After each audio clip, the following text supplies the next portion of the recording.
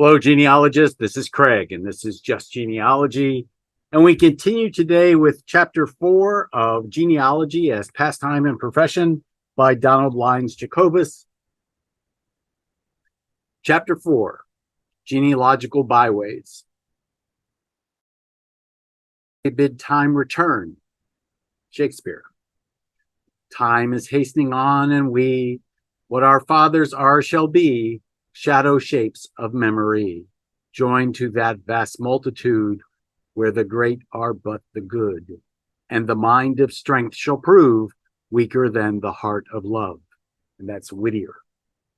The chief value of genealogical study lies in the interest it arouses in colonial history and national antiquities, with a consequent broadening of the student's cultural attainment. The bare statistics which form the substructure of the science of genealogy are usually considered dull and uninteresting in themselves, and so indeed they are, except to those who find a certain enjoyment in piecing them together. The same sort of enjoyment which some find in picture puzzles or chess problems. But occasionally the genealogist discovers interesting oddities in the statistics, or is able to deduce from them certain conclusions of general interest.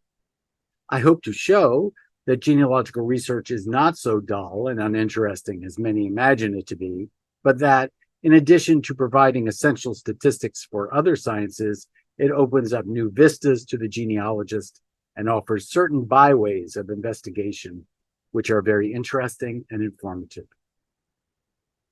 Consider the subject of longevity.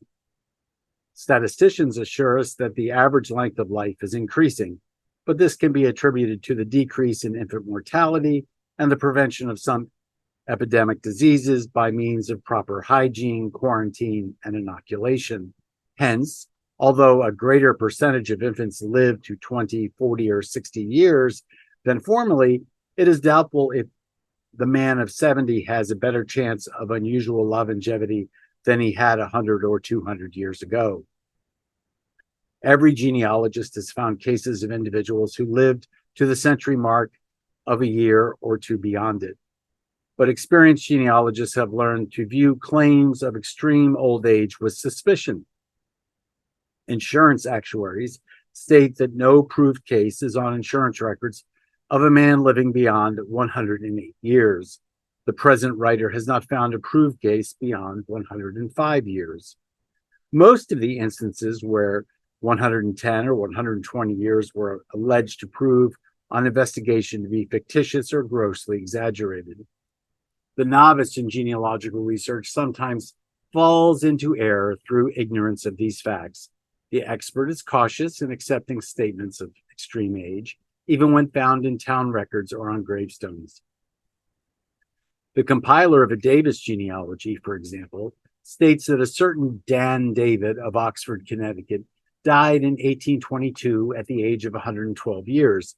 Investigation shows that this Dan Davis actually died some 30 years earlier, and that it was a younger man of the same name who died in 1822. The error could have been avoided if the compiler had been aware of the general considerations stated above.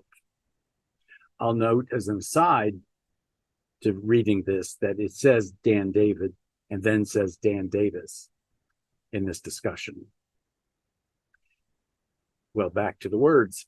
Amateurs in genealogical research, inexperienced in checking chronological possibilities, often fall into error regarding marriageable ages and the age of parents at the birth of children. In colonial New England, marriage was customarily between men of 20 to 25 years and women of 18 to 23 years. The earliest ages which the writer recalls were 16 for a man and 12 for a woman, though earlier marriages may be possibly found, but genealogists are slow to credit extremely youthful marriages unless established by indisputable evidence. There is, however, no limit to marriageable age in the declining years of life, and unions, especially between widows and widowers, were common. Many a woman became a blushing bride, perhaps so for the third or fourth time, between the ages of 60 and 80. The possible age of parents at the birth of children is a matter that can be settled more definitely, Amateurs should always subtract the date of birth of the mother from the date of birth of the child and should question the accuracy of their records if the result makes the mother more than 45 or 46 years old. For although instances are on record of women who become mothers at 49 and even at over 50, such instances are very rare. It is also wise when the father of a family is much over 60 to make sure the children did not really belong to a younger man of the same name. This, however, is merely a precaution, since there is nothing inherently impossible in a man becoming a father at any age. The most remarkable case on record of children born when the father had reached an advanced age may be found in the British peerage.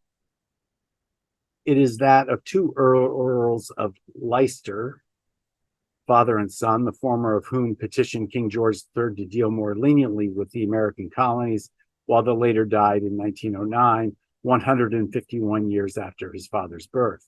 The first Earl, Thomas William Coke, 1754 to 1842, had by his first wife daughters but no son. He contracted a second marriage at the age of 68, and the union was blessed with 6 children, the youngest born when the father was 81. The eldest son, another Thomas William, 1822 to 1909, second Earl of Leicester, was, like his father, twice married and had in all 18 children, the youngest born when the father was 71. This youngest son of the second Earl was 49 years younger than his eldest half-sister, who was already a grandmother when he was born. Remarkable instances of paternity at advanced age have been found in New England, but it is doubtful if any of them can surpass the record of the Coke family. The following item, which appeared in a Connecticut journal over 100 years ago, is probably exaggerated. Died of physical exhaustion, Lieutenant John Blank of Blank at the age of 110 years. He left behind a young widow and 3 children, all under the 10 years of age. The interval between the births of children in colonial New England averaged 2 years. The interval between the first 2 was often shorter, and that between the last 2 or 3 longer. But in many families, the 8 or 10 children were born, 1 to every 2 years, with unbroken regularity. This is one of the first observations that amateurs make when they begin to study the records of the past, and it is an important one, for the existence of a gap of 4 or 5 years between children suggests the possibility that an unrecorded child may have been born in the interval. When searching for the parentage of some ancestor whose birth is not on record, a clue can sometimes be gained in this way. The number of children who be born of a single union is probably greater than the unreflecting would estimate. If a woman marries at 20 and has a child every 2 years, she would be 44 at the birth of the 12th, and it is rarely more than 12 children of a single union are found. But an article in a scientific journal cites the case of a woman who had borne 33 children, all of them twins or triplets. A truly remarkable case of fertility and longevity is furnished by the Pond family. Dan Pond, 1726 to 1783, of Northford, Connecticut, married Mabel Munson, 1730 to 1793. They settled in Pulteney, Vermont, and had 15 children, 13 sons and 2 daughters.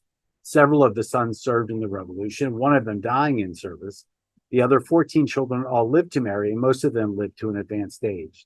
The sum total of the lives of these 15 children amounted to more than 1,000 years. If any other American woman, through her children, can equal this record, let her share the laurel with Mabel Pond. Extraordinary large families can sometimes be found in cases where a widower with children married a woman much younger than himself, but even in such cases, there are seldom more than 20 or 22 children by both wives. It is interesting at the time when the size of families in New England stock had diminished to note that the fertility of the royal houses of Europe appears to continue unabated. To take a single instance, the Empress Zita, widow of the late Emperor Charles of Austria, was one of a family of 22 children. Her father, one of the Bourbons of Parma, having been twice married, her own family of children, because of her husband's death, reached an untimely completion at the number of 8. The subject of inbreeding is one that frequently arouses the interest of the genealogist. Since one's ancestors double in every generation, one need to go back only a few centuries to find the total number of ancestors exceeding the total number of people living in the world. The explanation of the paradox is the duplication of some ancestors through endogamous marriages. Since, in a broad sense, we are all inbred, it is merely a question of how close the inbreeding is. Nearly everyone from 8 to 10 generations of colonial ancestry will find, if the complete ancestry is charted, that some of the names are duplicated. A gentleman of the writer's acquaintance stated that he had 24 descents from one of the early settlers in New Hampshire. In charting the ancestry of a lady of Connecticut descent, it was discovered that she had as many as 8, 10, or 12 lines going back to several of her immigrant ancestors. Unquestionably, the endogamous marriages in these two instances are more numerous than is usually the case. For the purpose of comparison, it may be stated that the children of the late Emperor Charles of Austria are descended 1,990 times from Ferdinand and Isabella, the patrons of Columbus. Their cousins' children of the Archduke Peter Ferdinand have 2,032 descents from the same ancestors, while the twins born in 1921 to Frederick Victor, Prince of Hohenzollern, can boast 2,326 descents. And there's a footnote that says, with a view of making certain studies in heredity and breeding, etc., the writer has charted over 30,000 descents of Ferdinand and Isabella, and the figures are given above are based on these charts. And it continues, astounding as these figures are, it is possible, even probable, that the European peasantry, which has lived for centuries in the same localities, would show almost as much inbreeding if genealogical records had been kept. The New England colonists rarely inbred as closely as their European cousins have done, and during the last 100 years, there has been much intermarriage with unrelated stocks. It therefore seems ridiculous to assert, as some have done, that the New England stock had been injured by inbreeding. And there's a second footnote that says, compare the thoughtful note of Rufus Stickney Tucker in the New England Historical and Genealogical Register, volume 75, page 317. The genealogical student, and it continues, the genealogical student finds much of interest him in the distribution of the sexes in the old families. For some families ran to boys, and in generations were flourishing in numerous branches. Others became almost or quite extinct in the male line because of the preponderance of girls. Biologists are not yet agreed as to the causes that determine sex, but the writer has made an interesting test which may shed some light on the question. And there's a third footnote which says, the figures for the test were drawn from the writer's charts of the descendants of Ferdinand and Isabella. For more elaborate statistics, see the writer's article, Sex Determination Royalty, the Eugenical News, Volume 2, page 179. And it continues, the sex of the firstborn child and also the sex of all the children of 139 reigning sovereigns was ascertained, and those results are surprising. For out of a total of 876 children, 467 were male and 409 were female. Out of the 139 firstborn children, 95 were male and 44 were female. It will be observed that if the firstborn children are deducted and the remaining children are almost evenly divided as to sex, and this is what is to be expected in ascertaining the sex of any large number of children, but the excess of males among the firstborn children is so amazing as to be of real significance. It may safely be assumed that a large majority of the mothers of these cases were extremely desirous that their firstborn children should be boys in order to secure the succession of the throne. And it may be asked whether the mental disposition of the mother can be one of the determining causes of the sex of the child. Instances can be found where for several successive generations there was no surviving son, and the line of descent had to go through daughters, where in other words, a woman was herself an heiress, had only female issue, which in turn had only female issue, thus establishing a line of heiresses from mother to daughter. The most singular case on record runs through several titled families of Germany and Austria, and ought to be published in toto to preserve it as a genealogical curiosity, but it has no legitimate place in this book. Suffice it to say that for 8 successive generations, upwards of 200 years, the line of descent was through females, no one of whom had surviving male issue. The line starts with Elizabeth, Princess of Liechtenstein, born in 1683, wife of Leopold, Duke of Holstein-Weisenberg, continues to the eldest daughter in each generation, including the first wife of the famous Austrian statesman Metternich, and concludes with Elizabeth, Princess of Oettingen, born in 1886, wife of Victor, Prince of Poland, Schilling-Fürst. The last named had 4 daughters and 1 surviving son who was born in 1920 and married in 1962, and who, if he has issues, will be for the first to break chain of heiresses in 237 years. It also curious to note how the members of certain families adopted the same profession for generations, and it's difficult to say whether this is due to inherited inclination or to the influence of environment and training. The noted Hull family of Wallingford and Derby, Connecticut, produced with 6 generations. In the male line, at least 17 physicians, 2 generals, 1 commodore, 6 captains, 3 lieutenants, and many others engaged either permanently or temporarily in the military and naval professions. Every genealogist has found similar instances, and the curious can find many such cases noted in books and articles treating of eugenics. Peculiar names with which the Puritans so often endowed their children quickly catch the attention of the genealogical novice, and it delights even the experienced genealogists to discover such odd appellations as Yet Once Barstow and God's Gift Arnold. The employment of unusual names frequently provides clues toward the elucidation of an ancestral line, but the novice is as likely to be misled as correctly guided by clues of this kind.